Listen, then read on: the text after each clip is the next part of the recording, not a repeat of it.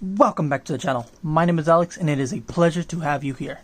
So it's been about 2 weeks since my last video. Sorry about that. Meant to be weekly, but that wasn't it wasn't gonna happen all the time, so whatever. But regardless of that, made some great improvements with my drawings, and I'd like to share that with you. So I'd like to begin this by shouting out some awesome creators on the Twitter world. Some awesome artists that have kind of been inspiring me lately. Big shout out to T_0168 on Twitter.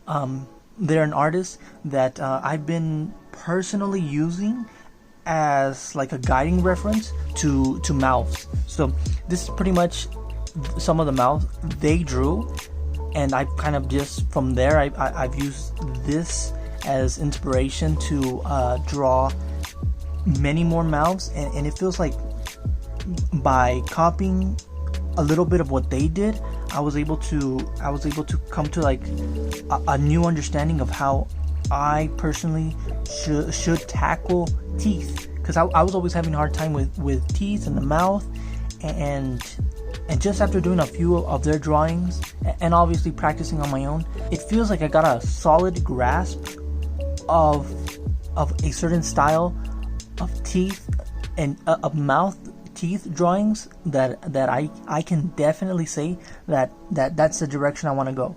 So overall, this awesome Twitter artist, I just have to give them that shout out. I have to let everybody know that I use their techniques and pretty much made it my own. So moving on, here's some of the practices I've been doing by myself. As you can see, not too bad, right? At least in my personal opinion. Obviously, still need to use references. I still have a little difficulty when it comes to wrapping around the teeth in the mouth, but it's in the general direction that I can pretty much see myself going in. And I just have to say, after I learned that specific style technique of drawing, of the way they use the mouth drawing, I've been able to pretty much, like, how do I explain this? I've been able to take that inspiration and I've been able to hammer away at different ideas that I've had. And as you can see here, I've been like messing around with how I want to play with the mouth and pulling and stretching and other nuances that come with the face when you smile and cheeks and stuff. Overall, man, I'm just so happy with some of the improvements. Like, it's kind of crazy because it was like boom, super drastic improvements. Obviously this won't happen all the time, but because it happened in general, I've been feeling so much more inspiration, and I have been feeling so much more confidence when it comes to drawing. And it's not just mouths that I've been drawing. I've also been drawing, trying to get back to doing noses and eyes and the head again. But since drawing mouths, I've been trying to get more into like stylistic drawings. Obviously, that's not practice. It's just fun. It's been a while. Actually, now that I think about it, I haven't done any stylistic practice for myself personally at all, which is a big kind of a disappointment. I should have been doing a lot of fun drawings for myself instead of just being solely focused on practice.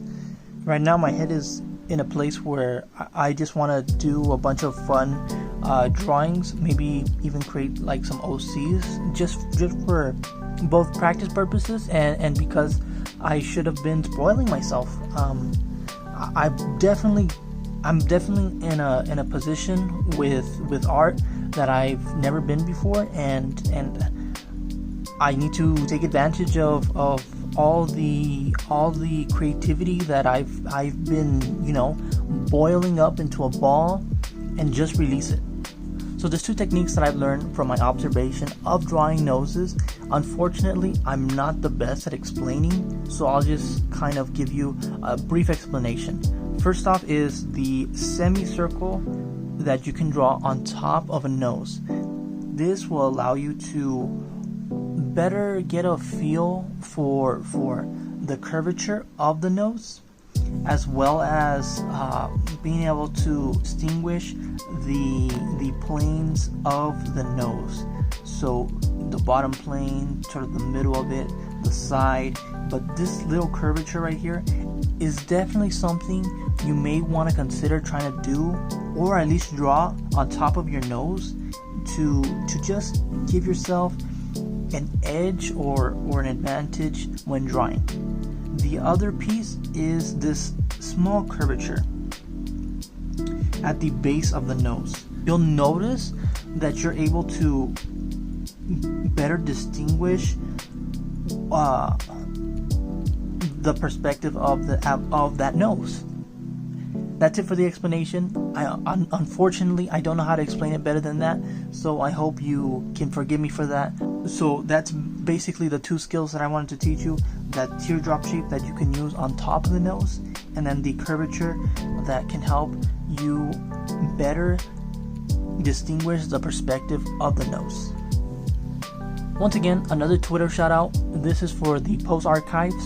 They are awesome. If you're struggling with perspective poses, or if you're just struggling with some gesture drawings, or you need new gesture drawings, or you're bored and you have nothing else to do, please look up the Pose Archives on twitter.com. They are fantastic.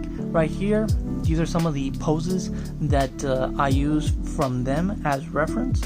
One of the observations I've had when doing these perspective poses is basically just drawing a line like this, which helps me personally distinguish the big and the small. So big as in this piece, as in this top part of the body is supposed to come more out, as in it's closer to either the camera.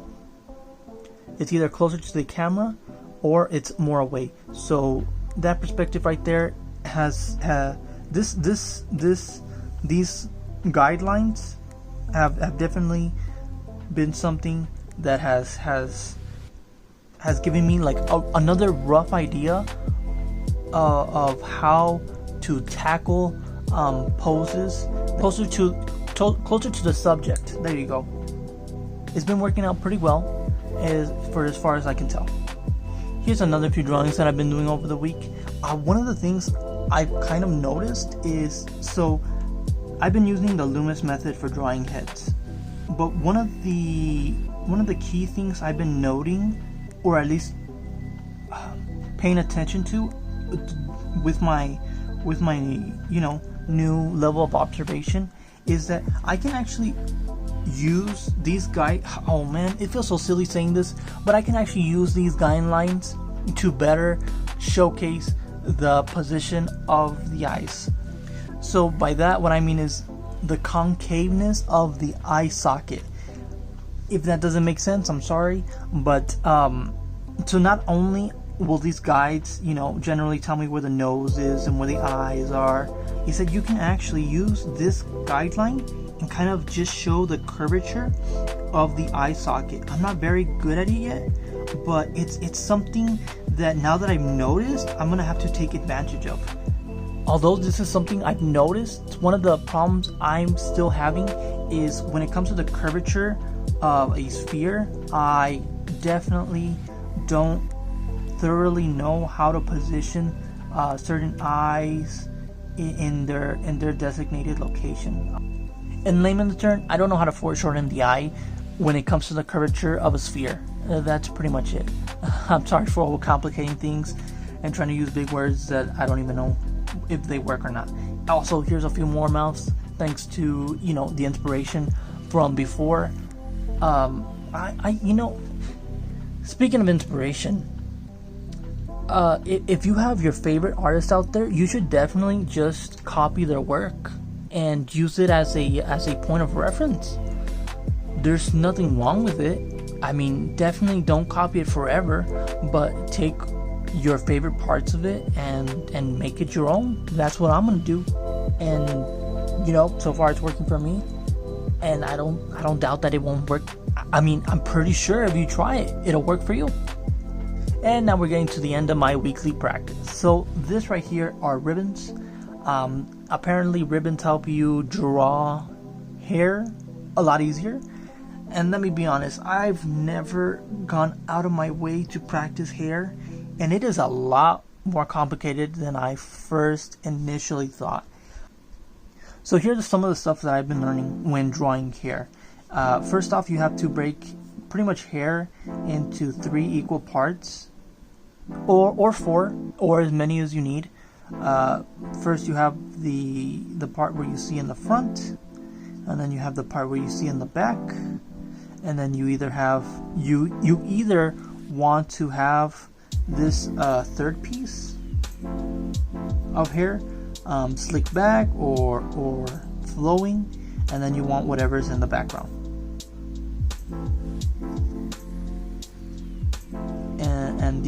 And these are basically some guides to drawing hair. One of the things I'm still struggling with is once again perspective. I don't know how to curve the hair to match the head, and although I don't know how to do that yet, it's a work in progress, and I'm more than happy with taking my time learning it, and it's completely cool. It's something I've never delved too deep into, and knowing that it's going to be something that later on looks pretty decent is something I'm excited for.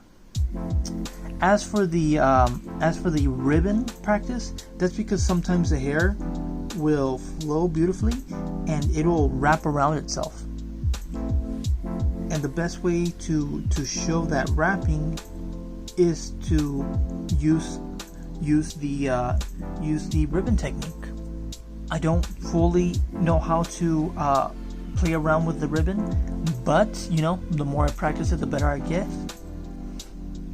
Here are a few of my attempts at drawing hair.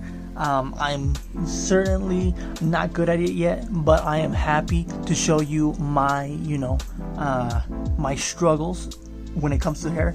One of the big things I don't know what to do when drawing hair is determining how much detail I should and shouldn't add, and it's making everything become a messy blob. And that's definitely where I struggle most when it comes to hair. Is should I add this much detail? Should I not add this much detail? How much of this should I make into a big group? How much shouldn't I make into a big group?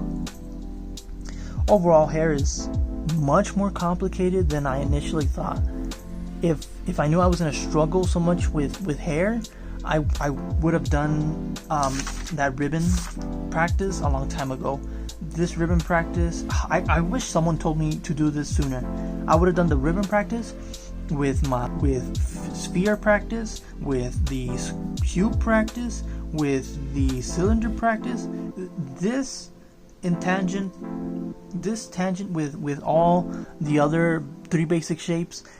This would have been so much more helpful. I would have been at a level with hair that would have just skyrocketed me forward. But unfortunately, I didn't know. But if you don't know, now you know, and I'm glad you know. So here's the quick TLDR. Boom. Noses. Always pay attention to that little curve right here. That way you can better distinguish the nose perspective. Boom. This little teardrop shape or right here will help you better get that curvature of the nose, since the nose isn't generally a flat plane. Hair isn't flat, and because of that, it can wrap around itself. And in order for you to practice this technique, it might be beneficial for you to do something like drawing ribbons. These guidelines right here, the ones that most people use when drawing eyes for symmetry, you can actually kind of push into them to better understand like the perspective of the head.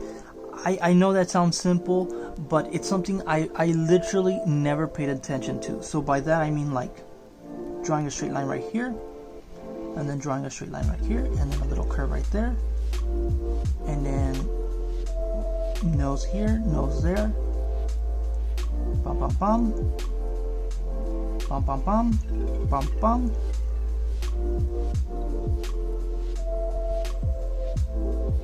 Bum bum. Well, oh well, something like that. But you can basically kind of push in. You can basically also use these guidelines to better showcase perspective of the concaveness of the eye socket.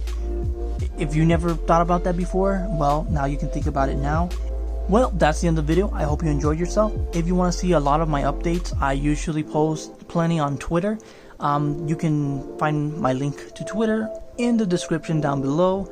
The same with all the artists and pose makers that I've been using on Twitter as well. Some final thoughts: if you ever struggle with art motivation, just start copying your favorite artist.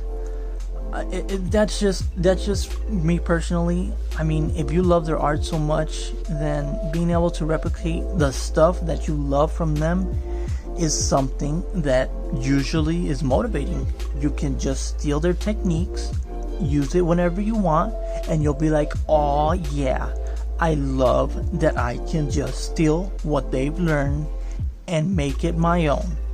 And I mean steal in the sense of making the style your own, not tracing or copying all the time.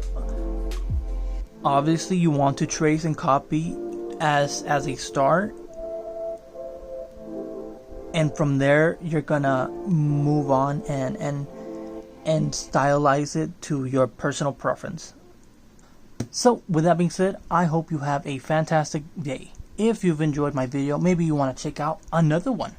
With that being said, I hope you have a great day. Bye bye.